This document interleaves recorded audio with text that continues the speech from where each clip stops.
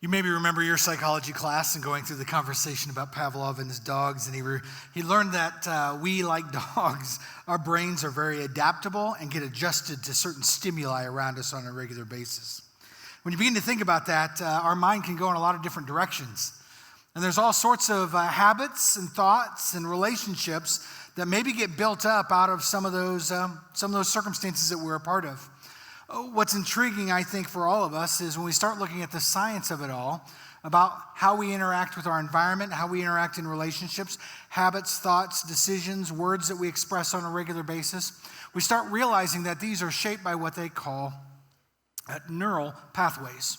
Now, a neural pathway is really just a way of saying that we've made a decision over and over that's kind of created a roadway for us to naturally respond and think without even thinking of it.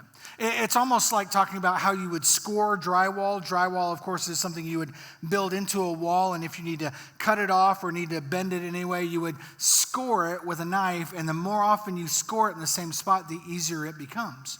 And so you think about the hundreds and thousands and maybe even millions of decisions that you've made over life, everything from the cereal that you eat to the people that you hang out with to the sport teams that you cheer for, and you start realizing that you have created a mind that naturally responds consciously or subconsciously to certain circumstances, relationships, and scenarios in a certain way.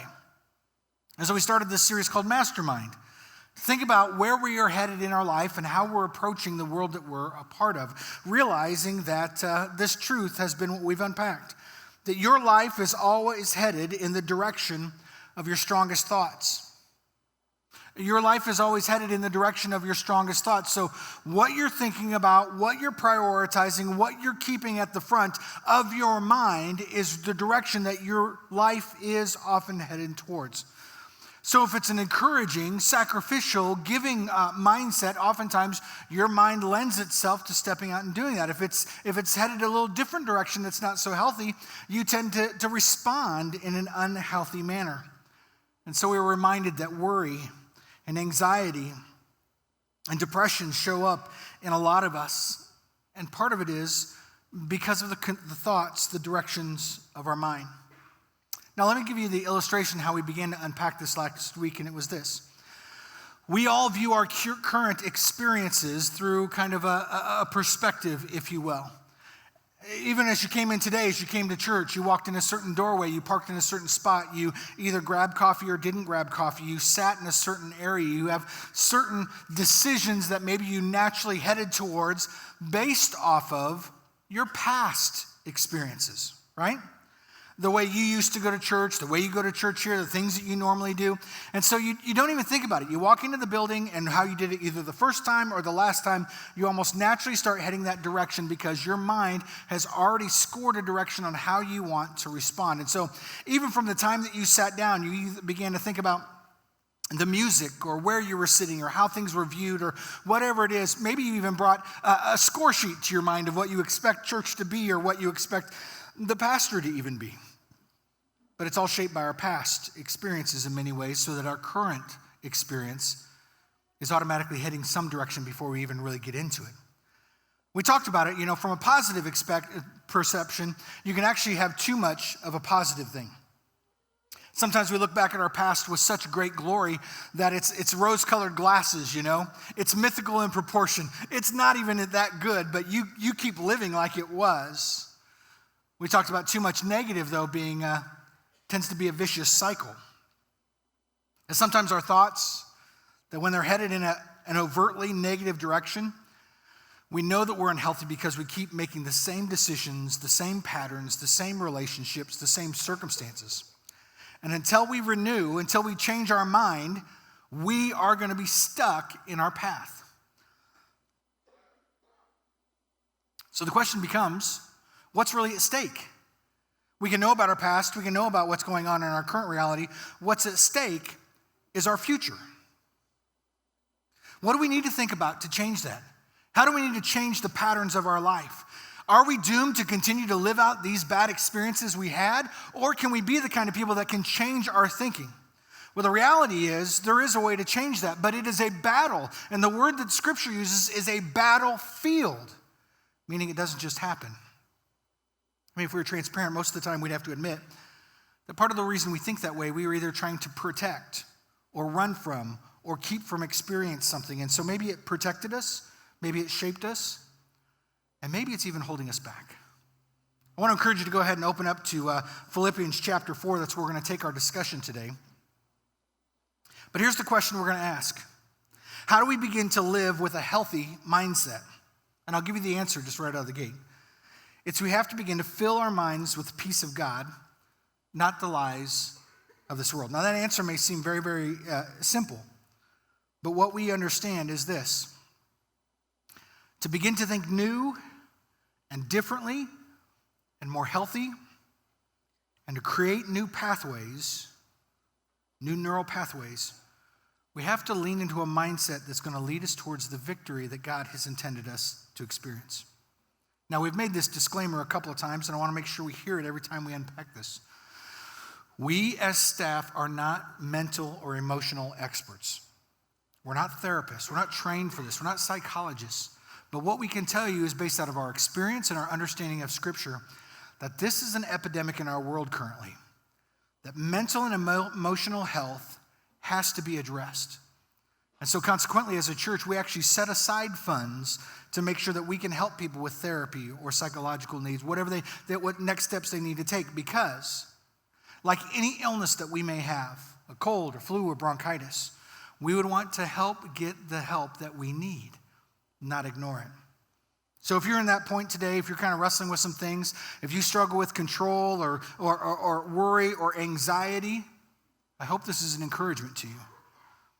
I hope that as the challenge that it is, that you'll begin to rethink and maybe even reapproach some of the thoughts, the actions that you have in your life. Here's where we are. Philippians 4, starting in verse 4, says it this way. Rejoice in the Lord always. I will say it again, rejoice. Let your gentleness be evident to all. The Lord is near. Do not be anxious about anything, but in every situation, by prayer and petition, with thanksgiving, present your requests to God. And the God of peace, which transcends all understanding, will guard your hearts and your minds in Christ Jesus. As you open up Philippians chapter 4, what's happening is this man by the name of Paul has been fighting against his relationship with God. He thought he was heading in one direction towards his relationship with God, but he had these orders to go and arrest people who were following after Jesus.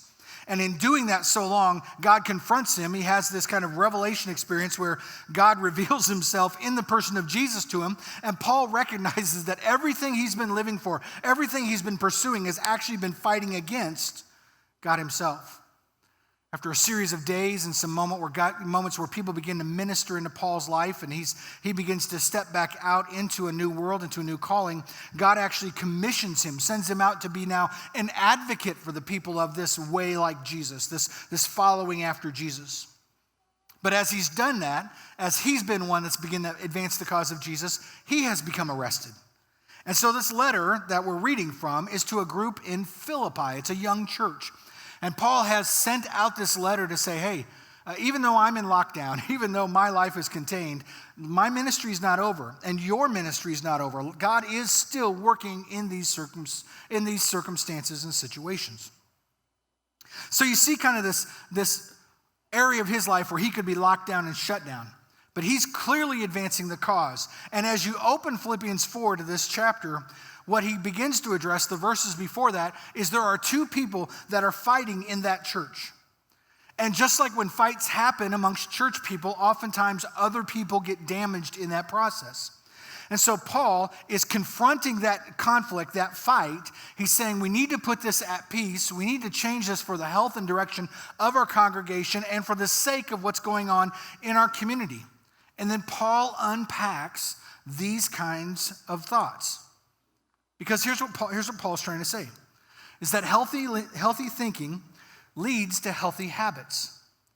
Paul's trying to pause the bus, so to speak, pull it off to the side and say, let's start changing the way we think. Let's start changing what's happening between our ears and begin to live a life that is centered in Christ so that when we live in the world that we're a part of, it might be evident to that world that we have been transformed. So he uses words like rejoice. Rejoice. And not have joy, but rejoice. And I know this is semantical, but most of us would think, well, I need to get joy. Paul's encouragement is not to get joy, it's to get joy and keep getting more of it. It's like a merry-go-round of emotion that we are anchored in our relationship with God to the point that joy just continues to happen. And joy is different than happiness, right? Happiness is about what happens to us, the relationships around us, the things that we experience. But joy comes from an anchored relationship in who we know Christ is, who Jesus is, and who he has created us to be. So joy doesn't have to go up and down by whether you like or dislike something. Joy can stay continuous because you know who God has created you to be, and you can live that on a regular basis. Now this is, if you don't have a relationship with God, you're like, that's crazy thinking. Have you ever been a part of my life? That's the anchor of a relationship with Christ. It's a different way of thinking than the world that we're a part of. And when it comes to thinking differently than the world, we have to think, what does it look like to think like God thinks? To have his mindset. He anchors it in joy, but then he challenges us with gentleness. So not only does joy continue to be a part of the conversation and the relationship that we're in, but gentleness is our natural reaction. So when life gets hard, when life confronts us, our first reaction is not anger or frustration or retaliation. It's gentleness. Now, can you think about this for a moment? Every one of us go through hardships in life, right? Stuff happens. Can you imagine what Paul is actually kind of sharing here? He's saying, hey, if as Christians, if we can live with a constant perspective of joy that only comes through Christ, we could then begin to respond with gentleness to everything that comes in our lives. Imagine the kind of impact that might be if people who believed in the power and resurrection of Jesus Christ, made joy the centered emotion of their life, began to live in a sense of gentleness no matter what came their direction. Imagine how that might transform the world that it's part of. I mean, it might be a movement that lasts for at least a couple thousand years, don't you think? I mean, there might be generations after generations after generations who go, oh, living like Jesus changes people's lives. And so Paul says, let gentleness be evident, the evidence that you have a relationship with Jesus that's changing you in the way that you interact with the world that we are a part of. And then Paul says this, by prayer and petition with thanksgiving. What's Paul asking us to do? That in the circumstance of life, we would first and foremost pray, bring it before God, petition, ask God to move on our behalf, and then be grateful for what God is doing in the midst of our journey. So it's like Paul's saying this, it's like we need to go to God. Dear God, please come in my life. Be a source of strength. Help me to hold my tongue. Help me not to react the way that I do. And then God, also, please help my coworker to keep it together so I don't throat punch them. That's what a petition is, right? Right? So Paul's saying, invite God in, acknowledge that it's his source, his strength that's going to change how we think and act. And then let him know, petition the hardships that are going on in your life. And then as you step out, be thankful, have a thankful mindset that God's at work. Why? Because when these things happen, the peace of God begins to defend our heart. Now, we've been in this series for 2 weeks, and one of the things we've talked about is in this battleground, there are strongholds. We've got strongholds that defend our faith, that strengthen us in our identity with Christ. But we also have strongholds that are not of God. They're evil. They're negative. And until those strongholds are broken, shattered, destroyed, we can't take new ground for God to work in our hearts and in our minds. And so what Paul's alluding to here is that through joy, through these prayers and petition and gentleness, that when we begin to allow this transformation to take over our lives in the way that we think, act, and speak, that all of a sudden God's peace now becomes our defender. That literally there is a soldier at the door of your heart protecting so that things that used to consume you, used to destroy you, no longer have the power or strength. Some of us aren't quite tracking what we're talking about. Now, a few years ago in the NBA, there used to be a great defender who played center, right? Dikembe Mutombo. Some of you remember who I'm talking about? And Dikembe Mutombo was known for a few things, but the most common gesture he was known for was the finger wag. Anybody remember this? Put your finger up if you know what I'm talking about, right? People would go to the lane and they'd come in to dunk or to lay up or whatever it be. And Dikembe was known for swatting shots multiple times. And when he would come down, he would just put out his finger and wave at it. Not here, not this lane. So here's what's happening. When joy and gentleness become evident in your life, when you're bringing the source of your life, God, into your life and begging him to interact and change your world and living out a life of thanksgiving, God puts Dikembe Mutombo at your heart and says, not here, Satan, not today. Anybody need a little Dikembe Mutombo in their life? That's what the Holy Spirit does. The Holy Spirit stands up and says, that's not of God. That's not helpful to the way that you think. That's not appropriate for you to live out, and it will destroy you. Now, Dikembe Mutombo is maybe a funny way to look at this, but the truth of the matter is, many of us have no one protecting the gateway to our heart. We don't. And we want a healthy life when we think unhealthily. So that's where Jesus comes in. This is where we begin to realize what's going to change our life. Paul goes on to say this. Finally, brothers or sisters, whatever is true, whatever is noble, whatever is right, whatever is pure, whatever is lovely, whatever is admirable, if anything is excellent or praiseworthy, think about such things. I love this list because this list is not inherently Christian, but we know that these things are appropriate. And they're healthy for us. They are things that when you think about them, they only help undergird the pursuit that you have to live like Jesus. Paul's challenging us, saying healthy habits create healthy results. If our healthy thinking can begin to change us, then these healthy habits can begin to lead to maybe different results that we have in our lives. We want the peace of God to stand up and fight for us. We want to see our lives anchored in a relationship with Jesus. Then the reality is we have to intentionally think about things that will lead us to that direction. Now, this is perhaps the challenging portion of the message, because if I'm to ask what most of us do when we stop to think, this is not what we begin to focus on, right? When we get home from a rough day at work, all we want to do is just let our mind veg out for a moment, right? We disengage, we disconnect, and I don't even have to go much further, but the truth of the matter is we're either on our phone or we're on our TV. And I'll just be straight. I don't see much in social media. I don't see much in media in general that points back to health. True, noble, pure, right. That's why I love my iPhone. My iPhone tells me how much time I spend on it. And so here's where I'm going to get really just kind of off-road for a second. All the time people tell me, well, I have a hard time reading the Bible.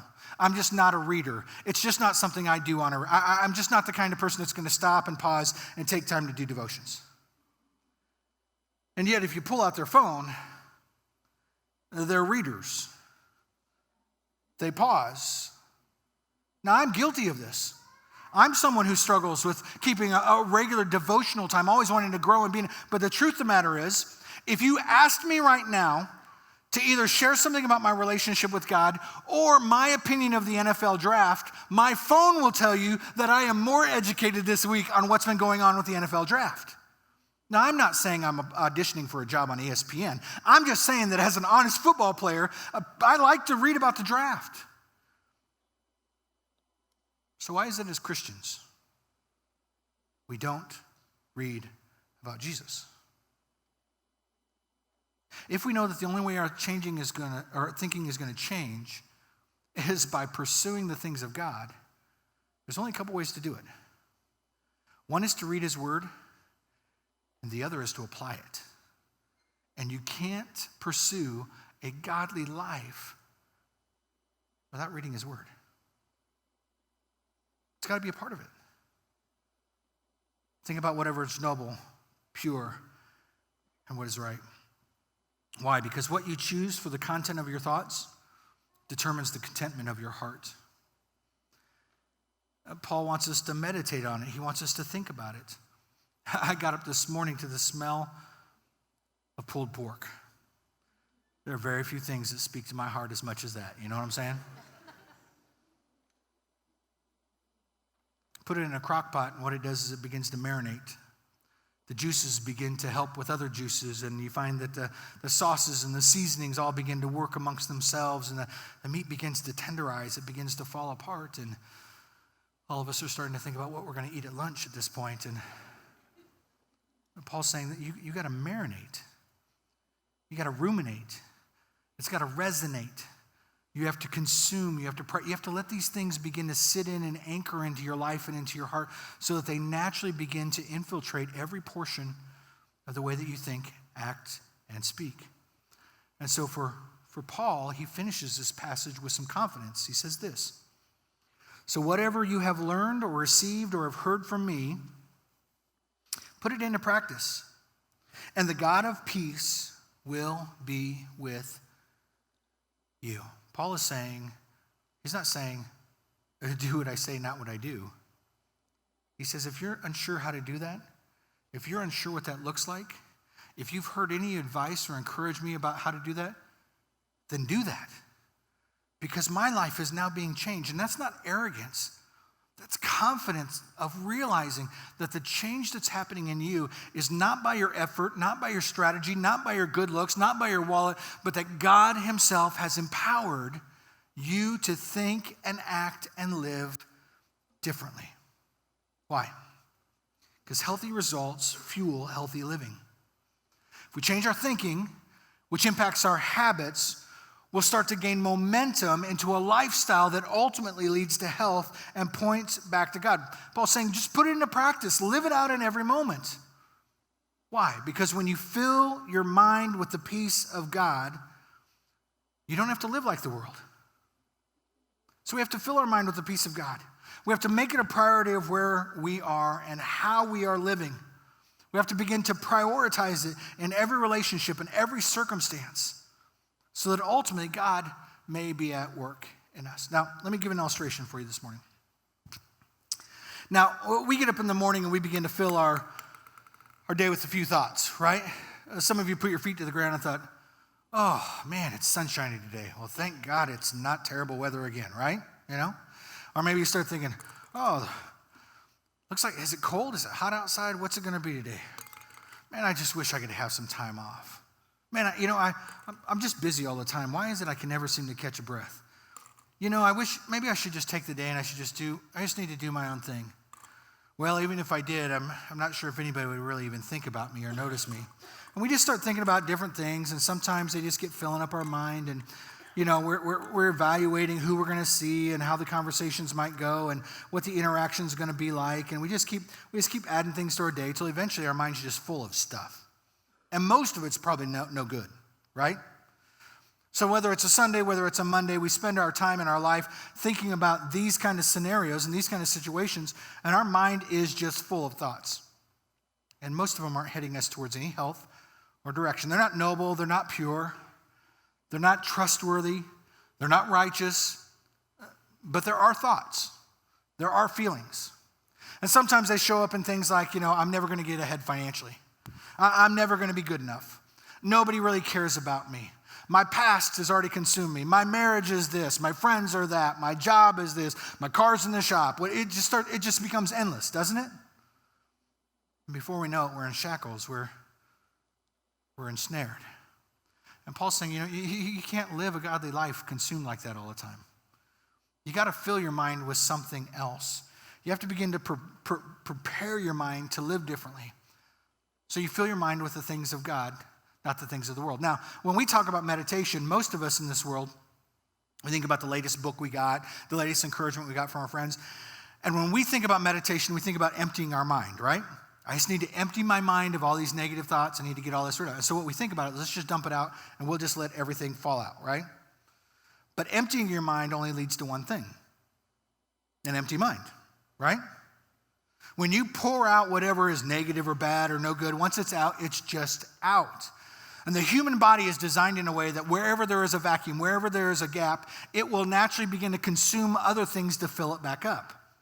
So Paul's trying to say this. He's not trying to say, hey, what you need is more time on the couch. What you need is more time in front of your phone. What you need is more time of just alone time. No, what Paul's saying is this.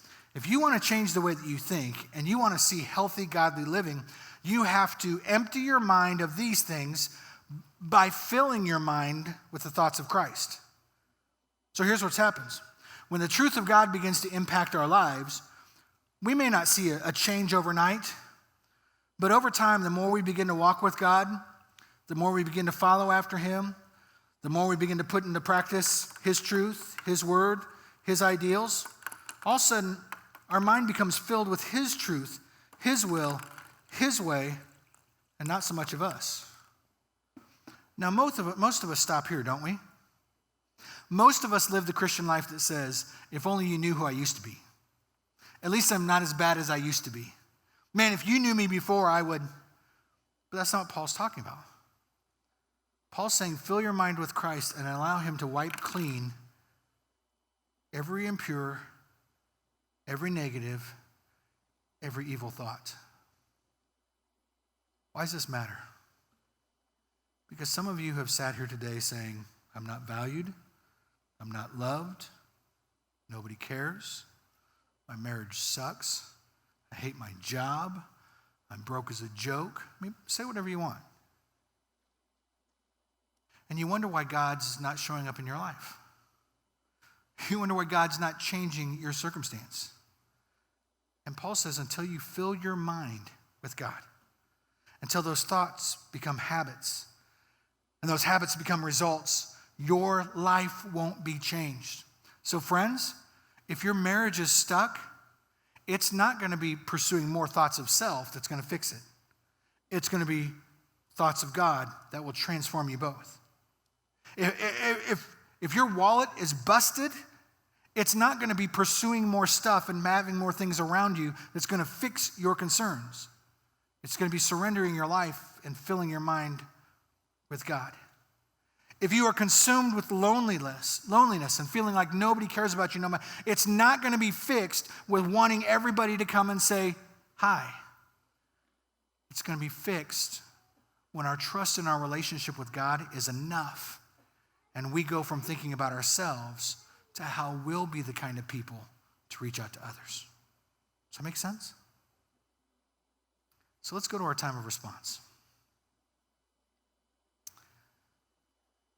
We talked about how we wanted to begin to unpack this series and how we would talk about my sabbatical a little bit. Let me tell you about why this illustration's true of me. At the end of 2018, we stood on this stage and we made the announcement that I was going to take a sabbatical, and it was not planned. We had not scheduled it, we had not thought about it. We just did it. It happened because we had a group of elders who genuinely care about my mental health and my emotional health. And I had a team of staff that actually came to me and said, Danny, would you want to take a break? And I said, yeah. And I said, so what's that look like? And they said, I don't know. We came in to fight you for it to make sure that you take the break. And so let's figure it out. I remember standing on this stage, and I remember seeing all of your faces. Some of you thought I was going to quit. Some of you maybe thought I was going to get fired. And maybe that's too much, but let's be honest, when people walk out at the end of service, our mind automatically goes somewhere, right? And so we made this announcement, and I was given 4 weeks of a break, a gift. It really was a gift. I got to go on a mission trip with one of my sons, and got a chance to take a weekend away with my wife and saw my favorite football team lose. That wasn't a gift, but that's what it is. And I took 2 weeks to kind of begin to unpack where I was in my life, the journey, the kind of person that I've been, the kind of person that I want to be. And I remember sitting in my basement, and I began to think about my thoughts. And I remember I had a mentor that was talking, and he says, here's what we're going to do on your sabbatical. Here's what we're going to unpack a little bit. And he says, I want you to be encouraged. He goes, the elders are doing a great job. They're leading and they're taking the church forward, and, with you taking this break. And I want you to know that the staff's doing an outstanding job and things are going really well without you. And you know what I heard? They don't need me.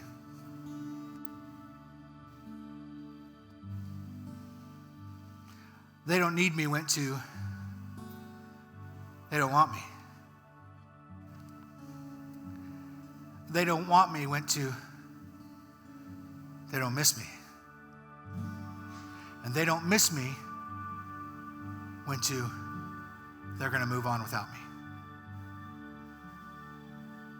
Guys, that's not healthy. It's not good.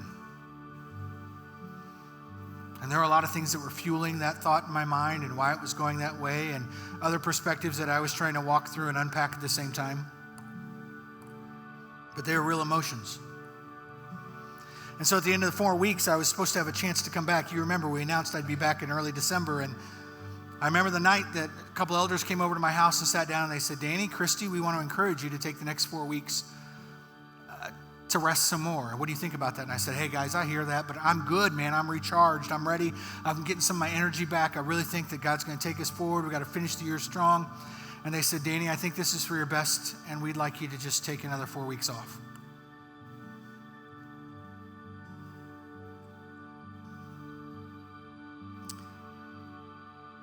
That was the best gift I ever got. It scared me. It was out of my control.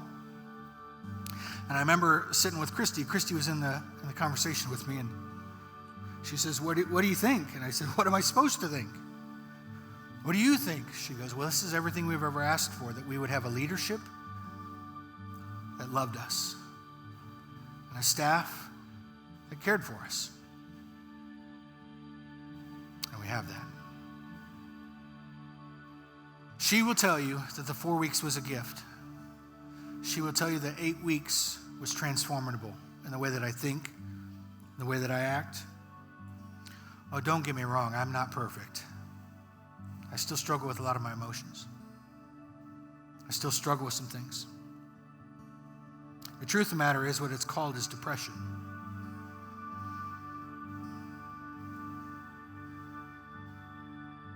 And I've had to go through therapy. I still do. And I'm medicated.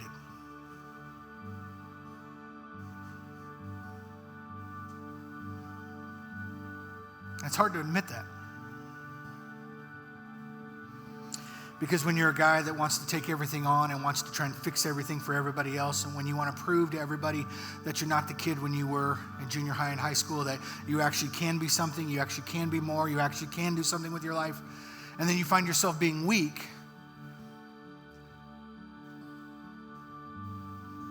your mind tells you the wrong stuff. Depression comes on from a few different things. Some of it's genetic. Some of it can be your environment. Some of it can be your habits. And mine is 47 years of trying to prove that I'm enough. And I'm not. God is. And I don't share that with you because I'm hoping everybody hugs me, because I don't want you to hug me after service. I share that because I think some of you share that same experience. And I'm thankful for an eldership. I'm thankful for a staff that walks with me. Warts and all, is not afraid to help me get help as well. So I stood on a stage in California after going through that sabbatical. It was my first time to preach. First time to really get up and share from the heart what was going on other than something that we had crafted for here. And I was asked to preach on forgiveness, and I was talking about this in front of this church. And I told them about my sabbatical, and what I said was this. You know, my wife and I have talked, and I'm not a man who's headed towards an affair. I'm not a man who's headed towards stealing money from a church. I'm not even a man who's headed towards burnout and losing his calling. But then you think, what's worse than that? What's worse than a pastor who doesn't have an affair, who doesn't steal money, and doesn't lose his calling? It's a pastor who chooses to lead, even while his soul is dying one piece at a time, one day at a time.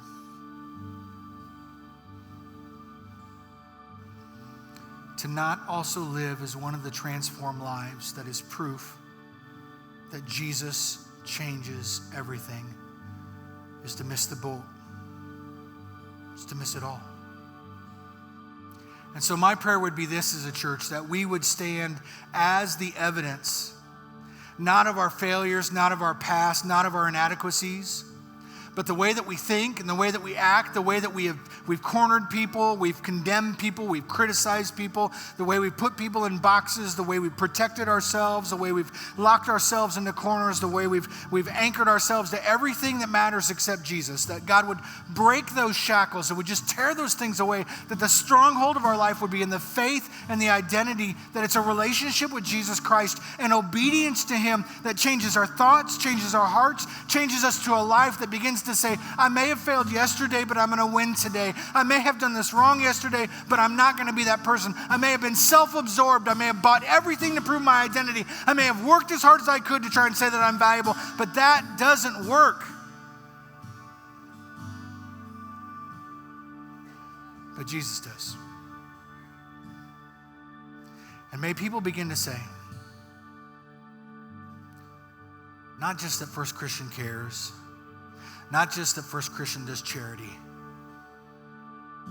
but when the violence of the world grabs hold of her people, she stands in gentleness and joy. She does not cower in fear. She does not worry about what others think. She does not bend her knee to cultural expectations, but she serves in humility. May we be those people. May it start in our homes. May it be reflected in our marriages.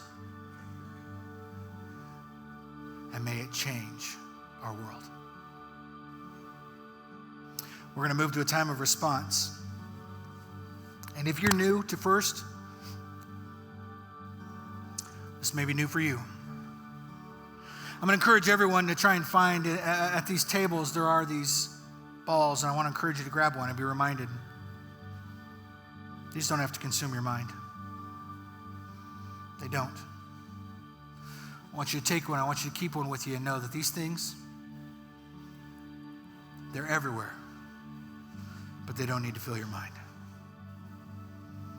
I want to encourage you to come when the music plays and the songs begin to be sung. I want to encourage some of you to pray and just say, some of you need to empty out your mind in front of God. And you need to empty out your heart and you just say, God, fill me with you. God, give me a desire to want to know your word. God, break my rebellion, break my habits, break the evil things that I so easily embrace. I don't know what it is for you. Maybe you miss the intimacy of your relationship, so you cower in a corner and you watch and look at porn to put a smile on your face. Maybe you stand next to your peers and your coworkers and you don't feel valued, and so what you do is you buy stuff to put around you to make sure they know you are somebody. Maybe you're insecure and so you don't self-promote, but you personally destroy the people around you.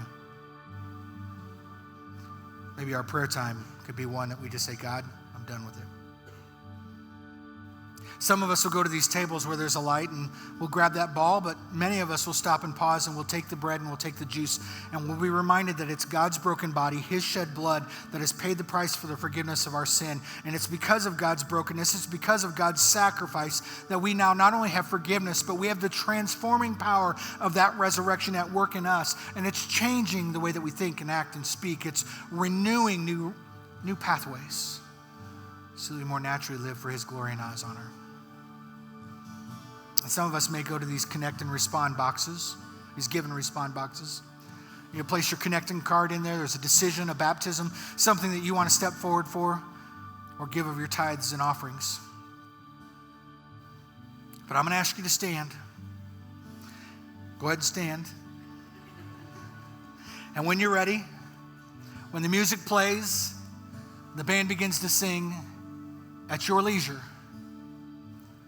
go to a response station, to one of the 6 tables for communion, to the prayer benches up front, or one of the 4 boxes to respond. Let's take this moment and let's respond.